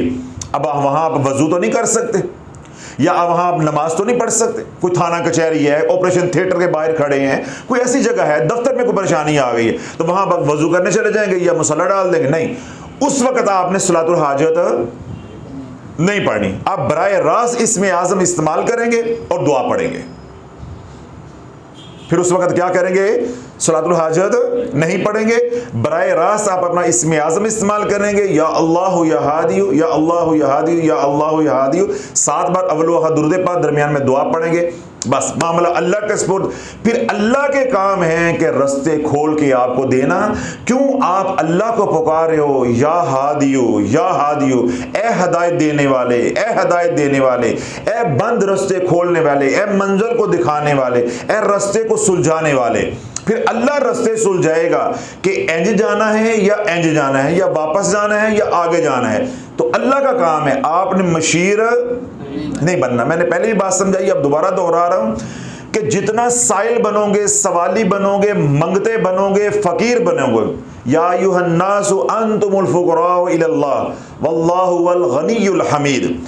ये सब लोग अल्लाह के दर के मंगते हैं। तो मंगते बनना है, अब्द बनना है, मशीर नहीं बनना। मैं इसके साथ क्या फिक्रा बोला था, अगर मशीर बनने की कोशिश करोगे अल्लाह जिंदा जमीन में गाड़ देगा। और आज माजरत के साथ कमों पेश हर दूसरा बंदा मशीर बना हुआ है। हर बंदा, हमारा खास तौर पे पाकिस्तानियों का मजाज, घर बैठे हैं, हुकूमत को मशवरे दिए जा रहे हैं, हालांकि ना वहां पहुंच रहे हैं, ना आवाज पहुंच रही, कारी खपे जा रहे हैं। एक मजाज बन गया मीडिया देख देख के। बे नहीं, अल्लाह के मामलात के अंदर ही बारिश होनी चाहिए, नहीं होनी चाहिए, गर्मी पैनी चाहिए, ऐनी नहीं पैनी चाहिए, ऐसी गर्मी ज्यादा पै गई है, सैलाब ज्यादा आ गए। ओ भाई तू रोटी खा, बच्चे पैदा कर, अल्लाह कर, मार जा, तेरा ये टोटल पैकेज है। तू किस काम लग गया है? तू नहीं था तब भी अल्लाह कायनात को चला रहा था, तू नहीं होगा तब भी अल्लाह ने चलाते रहे। तू मशीर कहां से बन गया है? तू अपना काम कर। काम तो इतना ही है ना दुनिया में, हमारा आए, थोड़ी सी तालीम हासिल की, शादी की, बच्चे पैदा किए, फिर उनको पढ़ाया, इसके दौरान अपनी आखरत बनाई और कब्र में उतर गए। टोटल काम हमारा इतना है, इतना ही काम है ना, तो अल्लाह वाले अपना काम कर बस, जिसका अल्लाह ने तेरे से पूछना है। तो किस काम लग गया है कि बारिश होनी चाहिए थी कि नहीं होनी चाहिए थी, हवा चलनी चाहिए थी कि नहीं चलनी चाहिए थी, जलजला आना चाहिए था कि नहीं आना चाहिए था, फलां काम होना चाहिए था कि नहीं होना चाहिए था। ये देख कि अपने अंदर झांक कि मुझे नमाज पढ़नी चाहिए थी कि नहीं चाहिए थी। तेरे अंदर से क्या जवाब आता है? तुझे जिक्र करना चाहिए था कि नहीं करना चाहिए था? अंदर से क्या जवाब आता है? अगर कुछ झांकना है तो अपने अंदर झांको। तो अल्लाह ने ये बातें मैंने सख्त तरीके से इसलिए समझाई हैं कि रूहानियत के अंदर उफ नहीं है, चूंचरा नहीं है। खामोशी का दूसरा नाम रूहानियत है, जी हजूरी का दूसरा नाम रूहानियत है। जिस हाल में यार रखे उस हाल में राजी रहने का नाम रूहानियत है। ये जो सवा गिठ जुबान है, जब तक अल्लाह वालों ये बंद नहीं होगी, जिस बंदे की जुबान बंद नहीं है उसका रूहानियत के साथ क्या ताल्लुक है? उसका रूहानियत के साथ क्या ताल्लुक? मैं उसकी एक दलील दे देता हूं। खवातीन इतनी सी मेहनत करें, कितनी सी? इतनी सी, और हम इतनी मेहनत करें तो रूहानियत में हम बराबर नहीं औरतों के आ सकते। औरतों की हिस्स बड़ी तेज होती है, फिर उनके अंदर क्या होते हैं? जज्बात होते हैं। ठीक है, अगर औरत रूहानियत में आ जाए और कोई उसका मुर्शिद कामिल हो, उसको चलाने वाला, और दोनों मियाँ बीवी हों इसी लाइन के, तो अल्लाह वालों जो मियाँ है वो अपने बीवी के पाँव को, कदमों को भी नहीं छू सकता। औरत इतनी तेजी के साथ आगे जाएगी, इतनी तेजी के साथ। इस सारे के बावजूद आपको रूहानियत में कोई औरत नहीं मिलती, रूहानियत में कोई औरत नहीं मिलती। क्यों? वो अपनी जुबान बंद नहीं रख सकते, वो अपनी जुबान बंद नहीं रख सकती। तो औरत के लिए सबसे मुश्किल काम क्या है? अपनी जुबान को बंद रखना।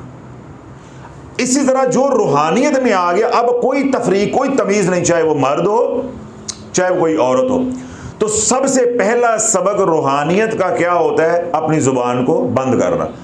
अब देखिए जैसा मैंने कहा कि जिनका नाम अलिफ से, अलिफ मद आ से, आइन से या ए से शुरू हो, तो उनके लिए इस्म आज़म कौन सा होगा? या अल्लाह हो या हादी हो।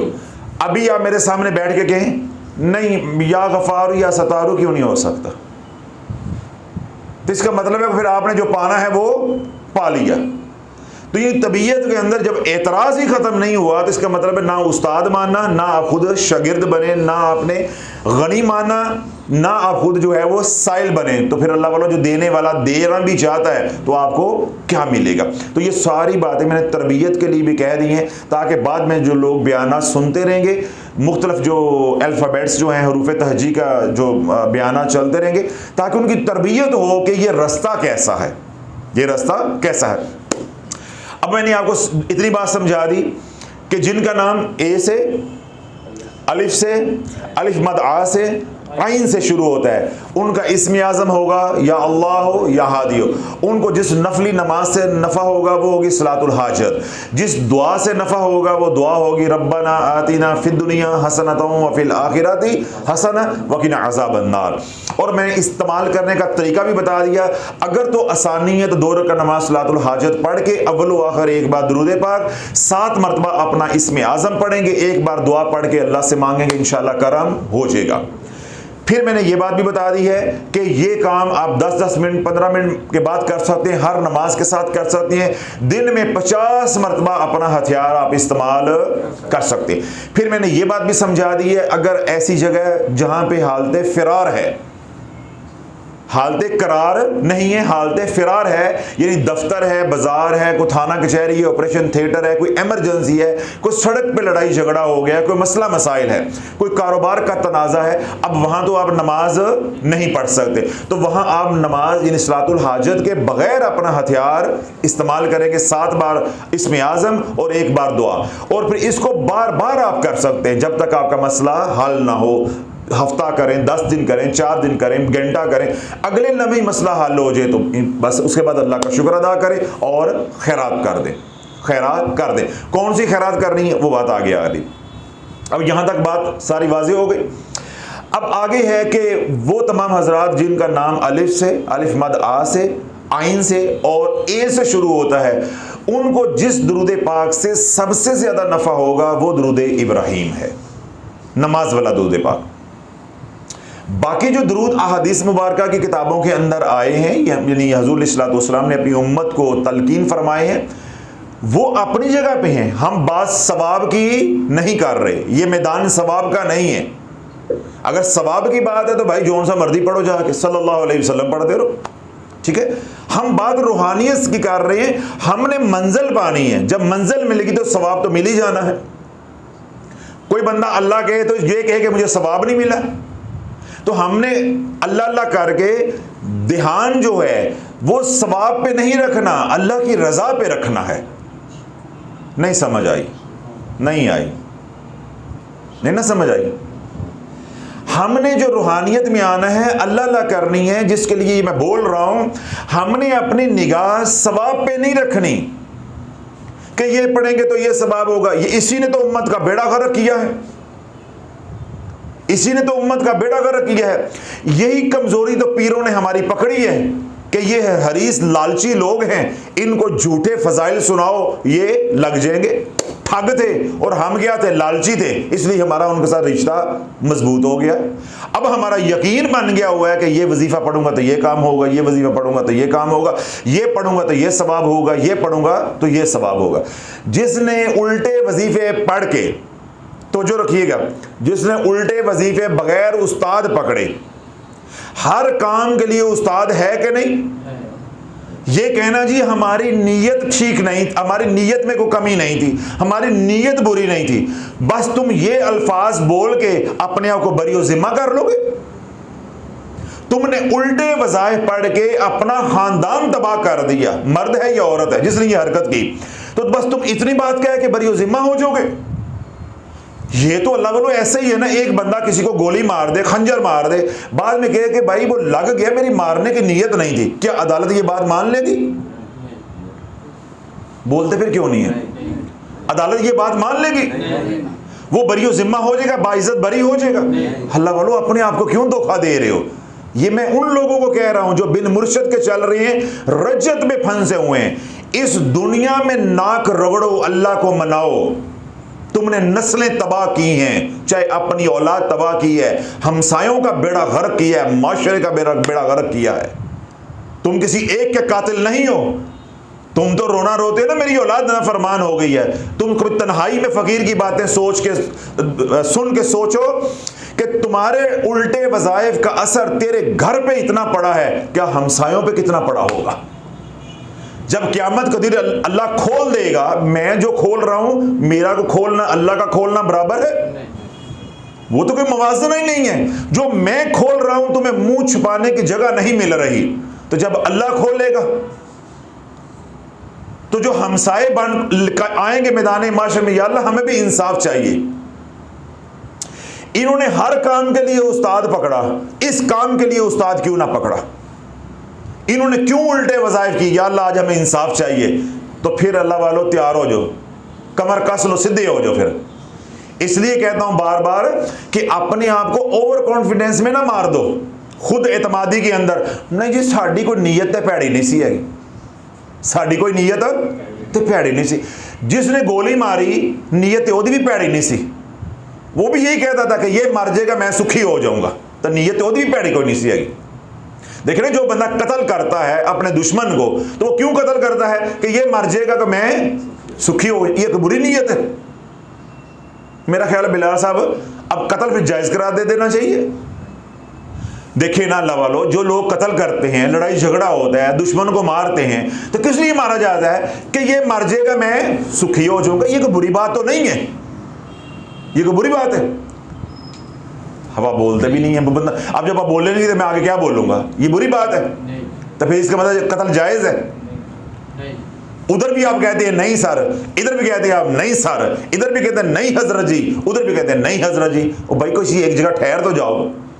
या तो आप कत्ल जायज करार दो, या आप कहोगे ये नीयत ही गलत है, ये अल्फाज ही गलत है, ये बात ही नहीं बनती, बात ही नहीं बनती। तो अल्लाह वालों दुनिया की अदालत के अंदर आप फिक्रा नहीं बोल सकते। तो जब मेरा रब जो या आदिल जल्ला जलालहू, जो आदिल है, अदल करने वाला है, जब वो अदल करने पे आ गया, उसके सामने आप जो चरिंद परिंद मुतासिर हुए हैं, दरो दीवार मुतासर हुए हैं, माशरा मुतासर हुआ है, रिश्तेदार मुतासर हुए। रजत के बयान करते हुए मैंने क्या कहा कि अगर आप मुल्तान में रह के गलत वज़ाइफ कर रहे हैं और आपकी बेटी अमेरिका में बैठी हुई है, माँ यहां बैठ के अमेरिका वाली बेटी को उजाड़ के रख देगी। मैंने लाहौर की बात तो की नहीं है, पेशावर की बात तो मैंने की नहीं है। माँ यहां वज़ाइफ कर रही है, उसके वज़ाइफ का असर अमेरिका में बच्ची बैठी हुई है, 18,500 किलोमीटर पर भी असर जाएगा। यूरोप के किसी मुल्क में बैठी हुई है, चाहे अफगानिस्तान में बैठी है, हिंदुस्तान में बैठी, कहीं दुनिया के कोने में उसकी बेटी बेटा औलाद है, माँ वजीफे यहां कर रही है, बाप गलत वजीफे यहां कर रहा है, उजाड़ के सब कुछ रख देंगे। अभी इंशाल्लाह दर्द के प्लेटफॉर्म के हवाले से एक बयान करूंगा, उसके अंदर भी ये बातें आप हजरात की तरबियत के लिए आ जाएंगी इंशाल्लाह। तो अब ये क्या है कि दुरूदे पाक जो है वो नफा कौन सा देगा? दुरूदे इब्राहिम। बाकी दुरूद पढ़ने हैं फिर आपकी मर्जी है, जिससे नफा होगा। मैंने बात ये सारी क्यों समझाई है कि हमने रूहानियत का नफा देखना है, हम सवाब वाले नहीं हैं, हम यार की रजा वाले हैं। रूहानियत का सफर जो है ये यार की रजा है, अल्लाह की रजा है। सवाब से हमारा कोई सरोकार नहीं है, सवाब कम हो, सवाब ज्यादा हो या रत्ती बराबर भी ना हो।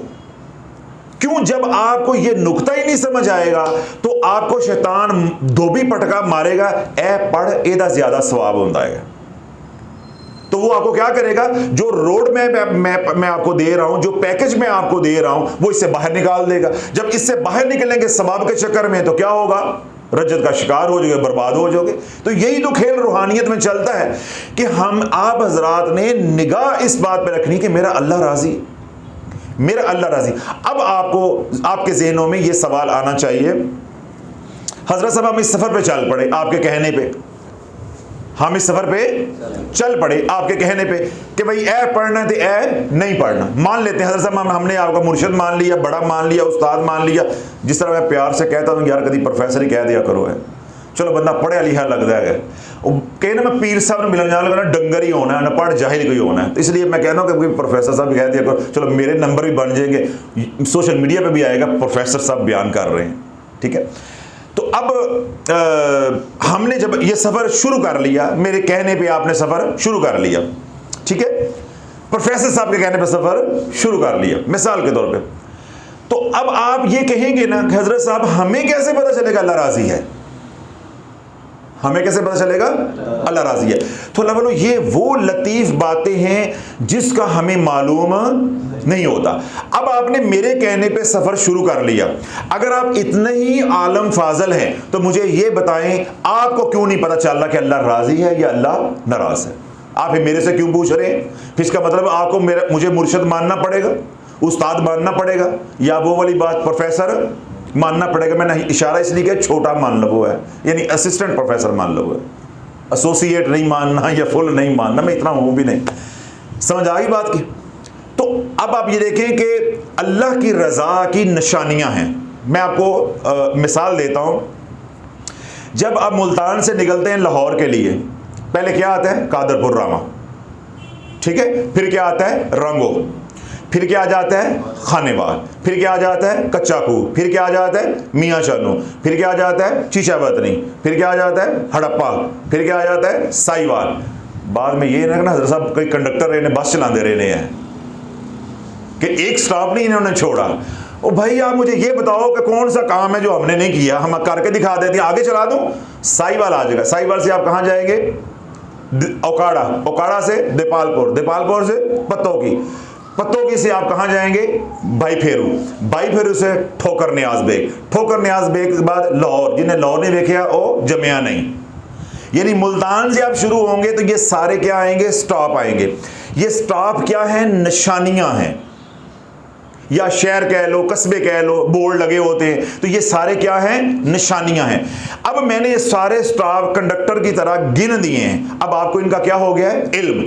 अब आप गाड़ी पे चल रहे हैं तो आपको मालूम होगा कि इसके बाद ये आना है, इसके बाद ये आना है, तो आपको ये तसल्ली होगी कि मेरा सफ़र बिल्कुल सिराते मुस्तकीम पे है, मैं बिल्कुल सीधे रास्ते पे जा रहा हूँ, मैं गुमराह नहीं, कहीं मैं भटका नहीं हूँ।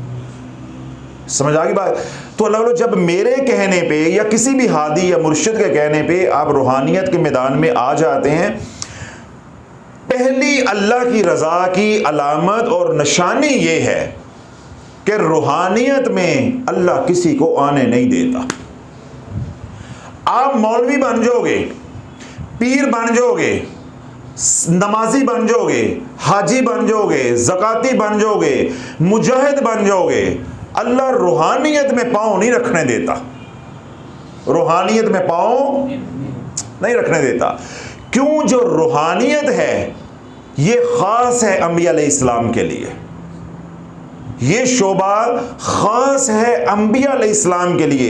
ये वो रास्ता है, वो शोबा है जिससे अंबिया अलैहिस्सलाम अल्लाह से बराए राज राज़ो नियाज करते हैं। बाकी तमाम शोबे अल्लाह से मांगोगे अल्लाह देगा और बिन मांगे भी अल्लाह देता है। रूहानियत नहीं मिलती। क्यों? रूहानियत के सफ़र पे जब चल पड़ा उसने अल्लाह से राज़ो नियाज करनी है, अल्लाह से लो लगानी है। तो जिसकी अल्लाह के साथ बन गई, अल्लाह वाला, वो अल्लाह वाला बन गया। तो जो अल्लाह वाला बन जाएगा वो लाखों करोड़ों लोगों को गुनाहों से निकाल के नेक रास्ते पे ले आएगा। फिर कल क़यामत का दिन वो लाखों करोड़ों को जहन्नम से निकाल के जन्नत में ले जाने का जरिया बन जाएगा। तो ना शैतान इस रास्ते पे आने देता है और ना अल्लाह पसंद करता है कि हर नत्थू खैरा इस रास्ते में आ जाए। इसलिए अल्लाह वाले मिलते नहीं हैं। अल्लाह वाले जो हैं वो अल्लाह के राजों में से कोई एक राज होता है। मैंने क्या बात कही?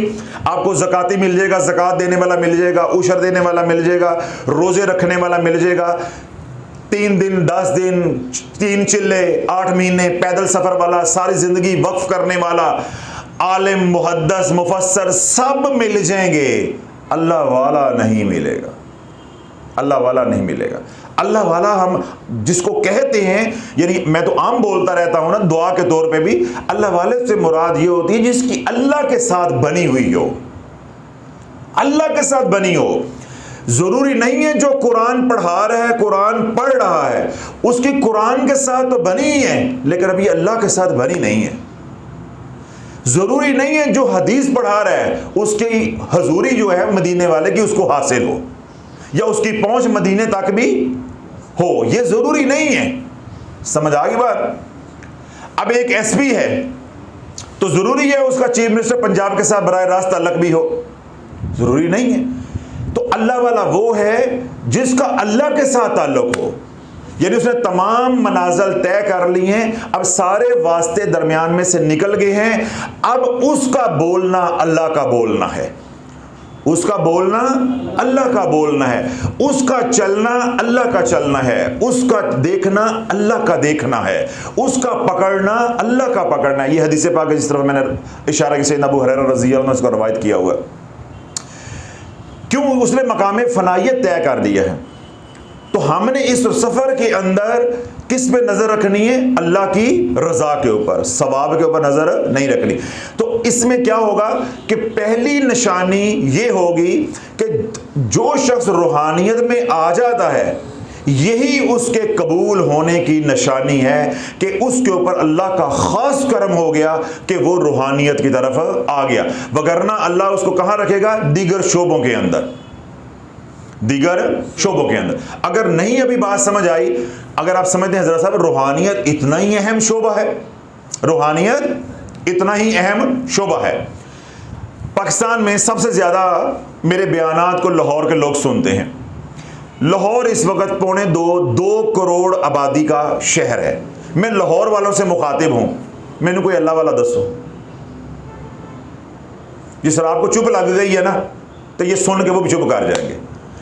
इसका क्या मतलब है कि 2 करोड़ की आबादी में अल्लाह वाले नहीं है? अल्लाह वाले हैं, एक नहीं है, कई हैं, लेकिन आपको मालूम नहीं है, आपको मालूम नहीं है। 2 करोड़ लोगों में आप किसी लाहौरिये के पास चले जाएं, उसे कहें यार इतना बड़ा शहर है, मैनू कोई अल्लाह वाला तो मिला, वो कभी उंगली इधर डालेगा, कभी उंगली इधर डालेगा, कभी कान में ऐसे करेगा, कभी यूं करेगा। यार समझ नहीं आती, मैं तेरे कितने लेके जाऊंगा? आखिर में बोला क्या कहेगा? दादा साहब चलने हैं। कहाँ चलने हैं? दादा साहब। भाई मैंने जो ज़ाहिरी हयात में मौजूद है उसकी बात की है। दादा साहब का तो मुझे भी मालूम है, मैं खुद चला जाता, मैं खुद चला जाता। बे नहीं, मुल्तान 40-45 लाख आबादी का शहर है। मैं आपसे पूछता हूं कोई अल्लाह वाला मिलाओ। आपके घर में कोई मेहमान आ जाता है, वो कहता है जी मुझे किसी अल्लाह वाले के पास ले जाओ, किधर लेके जाओगे? मेरे पास ले आओगे? अब बेशर्म ना होता है। ये तो आपका हुस्न ज़न है, आपने सारी बात ही, सारा माहौल ही ख़राब कर दिया, सीरियस माहौल ख़राब कर दिया पकड़ के। अब मेरा अल्लाह वालों अर्ज़ करने का मकसद ये है कि अल्लाह वालों को ढूंढा नहीं जा सकता जब तक अल्लाह ना चाहे, अल्लाह मिलवाना ना चाहे। तो अल्लाह राज़ी होगा, अल्लाह ने तुझे पसंद कर लिया तो वो अपने दोस्तों के साथ तेरा ताल्लुक जोड़ेगा, यानी रूहानियत में लेकर आएगा। पहली निशानी ये है कि अल्लाह राज़ी है। दूसरी निशानी ये है अल्लाह तुझे अपने नाम लेने की जो तौफीक देगा, या अल्लाह या हादियो, या अल्लाह या हादियो, ये अल्लाह की रज़ा की अलामत है। मैं उसकी दलील देता हूँ बड़ी सादा सी। अल्लाह ना करे आपकी किसी के साथ लगती फपती है, दुश्मनी है, उसका कोई आपके सामने नाम लेता है तो आप क्या कहेंगे? मेरे सामने उसका नाम ना लेना। तो जिसके साथ आपकी बनती है तो आप बार बार पूछेंगे उसका क्या हाल है, उसका क्या हाल है, उसका क्या हाल है। तो अल्लाह वाला ये हमारी तबीयत है, हमारी तबीयत। जिसके साथ हमारा प्यार होता है हम कहते हैं उसका जिक्र चलता रहे, और जिसके साथ हमें नफरत होती है हम कहते हैं उसका नाम दोबारा नहीं लेना। तो अल्लाह वालों जहां इंसान की गैरत की इंतहा होती है, अल्लाह की गैरत की इब्तदा होती है। तू अपने दुश्मन का नाम सुनना गवारा नहीं कर रहा तो अल्लाह अपने दुश्मन की जुबान के ऊपर अपना नाम आने देगा? अगर तेरी जुबान के ऊपर या अल्लाह या हादियों का जिक्र जारी हो गया, तुझे अल्लाह ने इस्तकामत दे दी और तू रोजाना जिक्र कर रहा है जैसे मैं बता रहा हूं, तो ये अल्लाह की रजा की अलामत है। तीसरी अलामत क्या है कि अल्लाह ने तुझे नमाजों और सलातुल हाजत की तौफीक दे दी। जिससे अल्लाह नाराज होगा उसको सजदे करने की तौफीक देगा। काफर को क्यों नहीं दे देता? उसी वक्त देता है जब राजी होता है, फिर कलमा और ईमान की नेमत देता है, फिर सजदों की तौफीक देता है। आज अरबों ने कलमा पढ़ा हुआ है, 1.5 अरब लोगों ने कलमा पढ़ा हुआ है, नमाज कितने पढ़ते हैं, सजदे कितने करते हैं? तो ये सारी क्या अलामत हैं? अल्लाह की रजा की अलामतें। तो सारी ये जो बात मैंने समझाई है वो ये कि हमने इस सफर के दौरान अल्लाह की रजा के ऊपर नजर रखनी है, सवाब पे नजर नहीं रखनी। अगर सवाब पे नजर गई, आप यूं इस मैदान में उछके जाओगे, शैतान आपको निकाल के ले जाएगा। क्यों? हम लोग लालची हैं, हरीस हैं। किसी मौलवी का बयान सुना, कोई लिखा हुआ पढ़ा, कोई रसाला, कोई किताब, कोई सोशल मीडिया पे, आप कहेंगे ये पढ़ने का इतना सवाब है, चलो जी आप उधर लग जाएंगे, सारे किए कराए पे पानी फिर जाएगा, सब कुछ उजड़ जाएगा। बात तो वहीं चलेगी, कभी फिर वो वजीफा किया, कभी वो वजीफा किया। तो अल्लाह वालों किसी का रूहानियत में आकर निकल जाना ये उसके बदबख्ती की सबसे बड़ी दलील और अल्लाह की नाराजगी की सबसे बड़ी दलील होती है। किसी मुरीद का मुर्शिद को, वली कामिल को पाकर उसको ठुकरा देना उसकी बदबख्ती की सबसे बड़ी दलील होती है, उसकी बदबख्ती की सबसे बड़ी दलील होती है और अल्लाह की नाराजगी की सबसे बड़ी दलील होती है। और किसी को हादी मिल जाना, मुर्शिद मिल जाना, वली कामिल मिल जाना, उस्ताद कामिल मिल जाना अल्लाह की रजा की सबसे बड़ी अलामत है। तो ये आपको सारी बातें समझ आ गई। अब अगली बात, ये तो अज़कार के हवाले से मैंने सारा वाज़े कर दिया कि दुरूद पाक आपको कौन सा मुताबिकत अख्तियार करेगा या नफ़ा देगा? दुरूद इब्राहीम। अब जिन दिनों में ख़वातीन के अय्याम हैं या मर्द हजरात भी हैं, नापाकी है या बाज़ार में हैं, दफ्तर में हैं, मसरूफियत वाली जगह पे है, तो वहाँ वो हर वक्त दुरूद इब्राहीम नहीं पढ़ सकते। तो वहाँ भी आप क्या करेंगे? इसी दुरूद इब्राहीम का अव्वल हिस्सा पढ़ेंगे, अल्लाहुम्मा सल्ली अला मुहम्मद व अला आले मुहम्मद। रहना इसके अंदर है। तो ये मैंने आपको सहूलत दे दी कि जिस तरह मैं आप बोल रहा हूं, मेरे सामने आप बैठे हैं या और किसी जगह पे हम मसरूफ होते हैं, कारोबार की जगह पे, दफ्तर में सफ़र कर रहे हैं, तो हर जगह हम दुरूद इब्राहीम तो सारा दिन नहीं पढ़ सकते। तो उसमें हम क्या करेंगे कि इसी दुरूद इब्राहीम के अव्वल हिस्से पे आ जाएंगे, अल्लाहुम्मा सल्ली अला मुहम्मद व अला आले मुहम्मद। अगर और कोई इस तरह की भी इमरजेंसी है तो महज इतना भी आप कह लेंगे अल्लाहुम्मा सल्ली अला मुहम्मद, तो ये भी मुकम्मल दुरूद है। ये भी क्या है? मुकम्मल दुरूद है।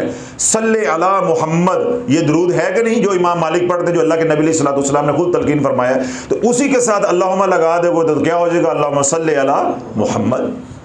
तो अगर थोड़ा सा वक्त मिलता है, आसानी है, तो आले रसूल को भी शामिल कर लो, अल्लाहुम्मा सल्ली अला मुहम्मद व अला आले मुहम्मद। और अगर हालते करार है तो फिर क्या करेंगे, दुरूदे इब्राहिम पढ़ेंगे। ये तमाम अमाल हैं जिनको मैंने इंतहाई मुफस्सल तरीके के साथ आपको बता दिया है, बयान कर दिया है। उसके बाद अब क्या है कि आपने सदका कौन सा देना है, सदका कौन सा देना है। वो तमाम हजरात जिनका नाम ए से, आइन से, अलिफ से, अलिफ मद आ से, इन चारों अल्फ़ाबेट्स यानी चारों हरूफ तहजी में से किसी से शुरू होता है, मर्द है या औरत है, आप जान का सदका देंगे। किसका सदका देंगे? जान का। परेशान ना हो जाना हजरत साहब, मेरी जान या जिसको मैं जान कहता हूं। भाई जो किसी की जान को जान कहते हैं ना, वो तो रूहानियत में पाँव नहीं रख सकते, पहले तौबा करें। तो अगली बात हो गई हज़रत साहब मेरी जान, तो मेरा भी मरने का कोई इरादा नहीं है। मैं तो वजीफ़ा इसलिए पढ़ रहा हूँ कि लंबी उम्र हो, मेरी औलाद की लंबी उम्र हो, पाँचों की सर कढ़ाई में हो। जान का सदका देने से मुराद ये है कि इस जान की हिफाजत के लिए जान के बदले जान देनी है। रूहानियत जान मांगती है। क्या मांगती है? जान।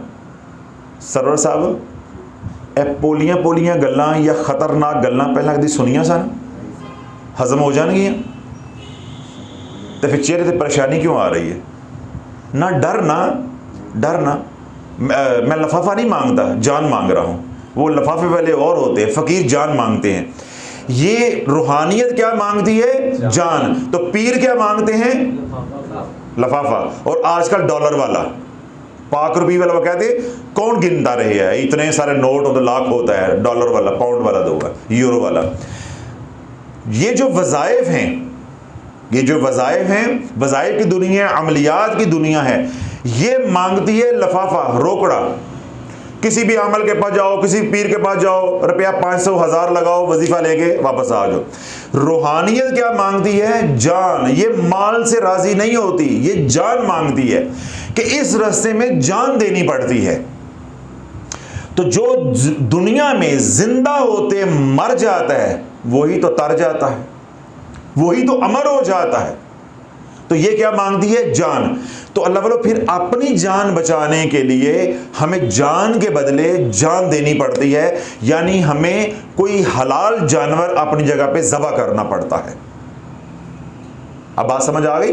यानी जो हमारी जान के ऊपर वबाल आ रही है, मुसीबतें आएंगी, बलाएं आएंगी, परेशानियां आएंगी, तकलीफें आएंगी, बीमारियां आएंगी रूहानियत के सफ़र में, उन सब से बचने के लिए हम क्या कहेंगे? अपनी जान के बदले जान देंगे। यानी हम मुर्गी दे सकते हैं, हम बकरा दे सकते हैं, हम ऊँट दे सकते, हम बैड़ी दे सकते हैं। इस तरह और जो हलाल जानवर हैं, बैड़ा दे सकते हैं, कोई भी हलाल जानवर है, उनका हम क्या करेंगे? सदका देंगे। अब इनका सदका देने का क्या होगा? मिसाल के तौर पे कम अज़ कम सदका तो मुर्गी का ही है ना, आज के दौर में उससे तो कम नहीं है ना।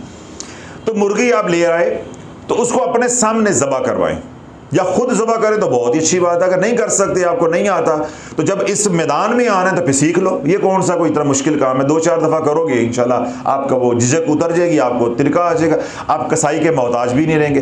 फिर क्या होगा? जब आपने सदका देना हुआ, मुर्गी लेकर आए, खुद जो है वो उस पर तकबीर डाली, गोश्त बनाया, गोश्त बना के क्या करेंगे? मिसाल के तौर पर उस पर गोश्त उसमें निकलता है 1 किलो, तो आप उसमें से पाव गोश्त जो है वो परिंदों को डाल देंगे, चीलों को डाल देंगे, और बाकी जो 3 पाव गोश्त है वो जो मुस्तहिक हैं उनको दे देंगे। घर में मासी काम करती है, मुलाजिम काम करते हैं, जो बिल्कुल करीब करीब है, उनका हक ज़्यादा होता है, उनको आप दे देंगे।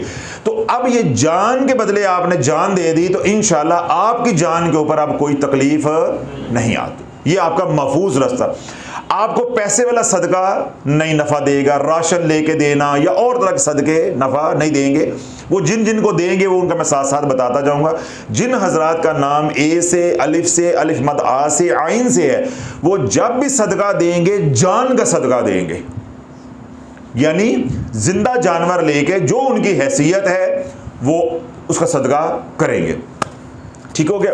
और आखिरी बात कि वो तमाम हजरात जिनका नाम अलिफ मद आ से, आइन से और ए से शुरू होता है, वो लिबास पहनेंगे सफ़ेद रंग का। कौन सा लिबास पहनेंगे? सफ़ेद रंग का।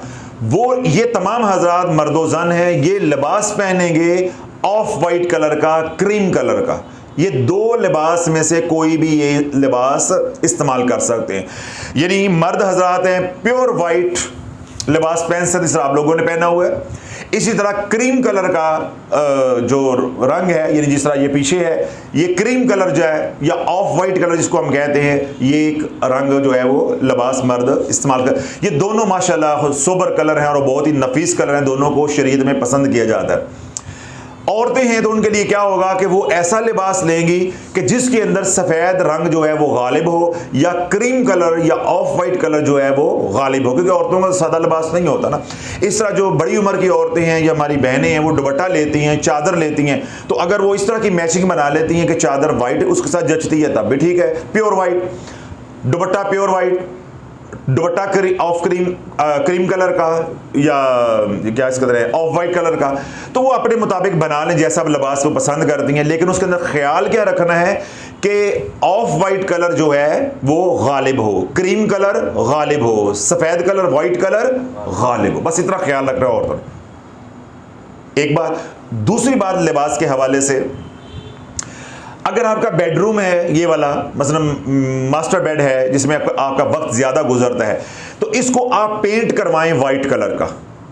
इसकी छत जो फॉल सीलिंग अगर हुई है तो छत भी करवाएं वाइट कलर की, और हल्का हल्का टच दे दें ऑफ वाइट का या क्रीम कलर का।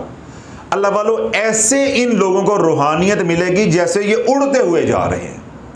लिबास पहनेंगे वाइट कलर का, ऑफ वाइट कलर का, इनका बेडरूम जहां ज्यादा टाइम गुजरता है, ऐसे वो मर्द हजरात जो दफातर में काम करते हैं या अपना को उनका बिजनेस है, दुकान है, तो वहां काम करते हैं जहां उनका ज्यादा टाइम गुजरता है, तो उसका कलर कौन सा रखेंगे? वाइट, और हल्का टच देंगे साथ उसका ऑफ वाइट का या क्रीम कलर का। लिबास ज्यादा कौन सा पहनेंगे? वाइट या ऑफ वाइट। जब ये माहौल रखेंगे अल्लाह वालों, फिर देखो इनकी रूहानियत कैसे बढ़ती। ठीक है, इस तरह हमारे एनर्जी सेवर लगे हुए हैं, तो हमने क्या लगाए हुए हैं? मिक्स करके कुछ वाइट लगाए हुए हैं, कुछ येलो लगाए हुए हैं। तो अब ये लाइट सारी क्या हो गई है? क्रीम कलर की, ऑफ वाइट हो गई है। ऐसे ही आपके घर में बेडरूम के अंदर आप एनर्जी सेवर इस्तेमाल करें वाइट, और फर्क 4 लगते हैं तो एक लगा दें येलो कलर का, वो सारा मिक्स होगा तो क्या हो जाएगा? ऑफ वाइट या क्रीम कलर हो जाएगा। तो ये सारी बातें आप हजरात ने ज़हन में रखनी है। अर्ज करने का मकसूद ये है कि कोई चीज़ आप जो ज़्यादा इस्तेमाल करते हैं उसका कलर वाइट होना चाहिए या ऑफ वाइट। इस तरह अल्लाह ने आपको हैसियत दी हुई है, आप गाड़ी लेते हैं तो कोशिश करें आप गाड़ी वाइट कलर की लें। कोई भी ब्रांड लेते हैं वाइट कलर की लें, तो जे कोई हैसियत होवे तो 2 ले लिया जाए, एक ਤੁਹਾਡੀ एक मेरी। माशाल्लाह हुण मुंह थल्ले हो गए ने सारे। तो सोशल मीडिया वाले ने तो कहना, लो हजरत साहब हमने तो सुना था, तो आप तो किसी से कुछ लेते नहीं है, तो तुसी तो इको रही छलांग मारी, छड़प्पा मार के गड्डी मांग ली है। मैंने इसलिए मांगी है, मैं ये देखना चाहता हूँ कि रूहानियत में तो गुर्दा चाहिए होता है, जिगरा चाहिए होता है, तो कितना है माशाल्लाह। जो सामने वाले हैं उनका तो नज़र आ गया है, सोशल मीडिया वालों का कल परसों तक जब बयान अपलोड होगा इंशाल्लाह उनका भी मालूम हो जाएगा। तो अगर गाड़ी लें तो कौन सी लेनी है? वाइट कलर की, ऑफ वाइट कलर की, ब्रांड जोन सा मर्जी हो, ब्रांड जोन सा मर्जी हो।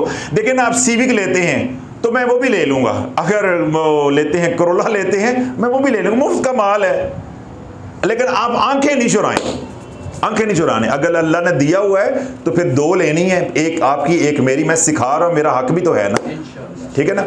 हाँ, मेरे लिए बस यही है इंशाल्लाह माशाल्लाह। हज़रत साहब दुआ करो, अल्लाह मुझे देगा, अल्लाह साहब दुआ करो ना मेरे हालात बदल जाए। जिस तरह अक्सर लोगों के मैसेज, हज़रत साहब जिस मुसीबत में मैं फंसा हूँ ना, मेरा कारोबार ये चल पड़े, मेरा इतना पैसा फंसा हुआ है वो मेरा मिल जाए, तो खानका का सारा खर्चा जो है वो मेरे ज़िम्मे है। हज़रत साहब आप क्लिनिक बेशक बंद कर दें, आपका खर्चा भी हम उठाएंगे, मेरा फलां प्लाट बिक जाए, फलां मेरी ज़मीन बिक जाए, मेरा रकबा बिक जाए। ओ भाई तेरे लारे तेरे कुआरे, तेरे लारे ते मैं रहिंदा ते मेरे तो 4 बाल भी हुण तक नहीं होने आगे हैं। अल्लाह ने जो आपको दिया वो अल्लाह आपका नसीब करे। तो मैंने ये सारी बातें तफसील के साथ समझा दी हैं कि वो तमाम हजरात जिनका नाम अलिफ से, अलिफ मद आ से, आइन से और ए से शुरू होता है, उनका इस्म आज़म क्या होगा? ला या अल्लाह या हादियो, या अल्लाह या हादियो। कम अज़ कम तादाद वो कितनी पढ़ेंगे? 707। अब ये सारा मैं सम अप कर रहा हूँ, तवज्जो के साथ सुन लीजिएगा। कम अज़ कम तादाद रोज़ाना कितनी पढ़ेंगे? 707, ऊपर की कोई हद नहीं है। अब उनको नफली नमाज कौन सा नफ़ा देगी? सलातुल हाजत। उसके बाद वो क्या करेंगे, अव्वल व आखिर एक बार दुरूद पाक पढ़ेंगे। जब कोई इमरजेंसी होगी तो 7 बार अपना इस्म आज़म पढ़ेंगे और एक बार दुआ पढ़ेंगे, रब्बना आतिना फिद दुनिया हसनतम व फिल आखिरती हसना वकीना अज़ाबन नार। ये दुआ पढ़ेंगे, पढ़ के अल्लाह से मांगेंगे, इस्म आज़म का असर आएगा, उसकी तासीर आएगी। जो मांगोगे अल्लाह पाक इंशाअल्लाह आपको अता फरमाएगा। 2 बातें होंगी। तीसरी बात यह है कि इन तमाम हजरात को जो दुरूद पाक नफ़ा देगा वो कौन सा है, दुरूद इब्राहीम। और अगर एमरजेंसी हो, हालत फ़िरार हो, हालत करार है तो दुरूद इब्राहीम पढ़ेंगे। हालत फ़िरार है यानी सुकून नहीं है, कारोबार की जगह पे सफ़र कर रहे हैं, तो इसी दुरूद ही इब्राहीम का पहला हिस्सा पढ़ेंगे, अल्लाहुम्मा सल्ली अला मुहम्मद व अला आले मुहम्मद। ये तो हो गए अज़कार सारे, ठीक है। और उसके बाद आ जाएगा सदका और लिबास। तो सदके में मैंने क्या कहा है कि इन लोगों को जान के बदले जान देनी है, यानी ये राशन या खुश चीज़ें या पैसा दे देना ये इनको नफ़ा नहीं देगा, ये क्या देगा, सवाब। तो उसमें मैंने तफसील के साथ पहले बात कर चुका हूँ कि हम सवाब वाले नहीं हैं, ये रास्ता सवाब वाला नहीं है, ये यार की रज़ा वाला है। तो जैसे अल्लाह राज़ी है हमने वैसे चलना है, समझ आ गई। तो क्या करेंगे, सदका देंगे, लेकिन सदका क्या होगा, जिंदा किसी चीज़ का, किसी जान का, मुर्गी है, अपना बकरा है, बकरी है, वेड़ा है, और कोई जानवर है, ऊँट है, जो किसी की हैसियत है, और कसरत के साथ सदका करेंगे। उसके बाद आखिरी काम क्या है कि जो कलर इन्होंने पहनना है, लिबास यानी पहनना है, या अपने दफ्तर का रंग है, घर का बेडरूम का कलर है, टीवी लॉन्च का कलर है, जहाँ वक्त गुजरता है, कोई दुकान पे बैठता है, कोई फैक्ट्री में बैठता है, तो वहाँ कलर कौन सा रखेगा, ऑफ वाइट और वाइट या क्रीम कलर, ठीक है। इस तरह रोशनियां हैं तो वो कौन सी इस्तेमाल करनी है, वाइट और येलो, तो खुद ब खुद शेड जो है वो ऑफ वाइट बन जाएगी, या क्रीम कलर या लाइट येलो कलर बन जाएगा।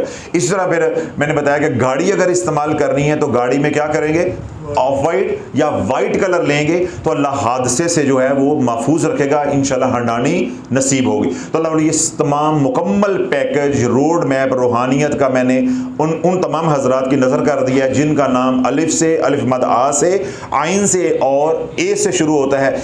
इससे बाहर नहीं निकलना। मैंने बार बार यानी कहते हैं ना कि कुरेद कुरेद के, चिड़ चिड़ के, गुस्से के साथ भी कहा है कि इस रास्ते में आजमाइशें आती हैं, ये रास्ता आम बंदों का रास्ता नहीं है। मैंने खुल के ये बात कही है, ये रास्ता अंबिया अलैहिस्सलाम का है।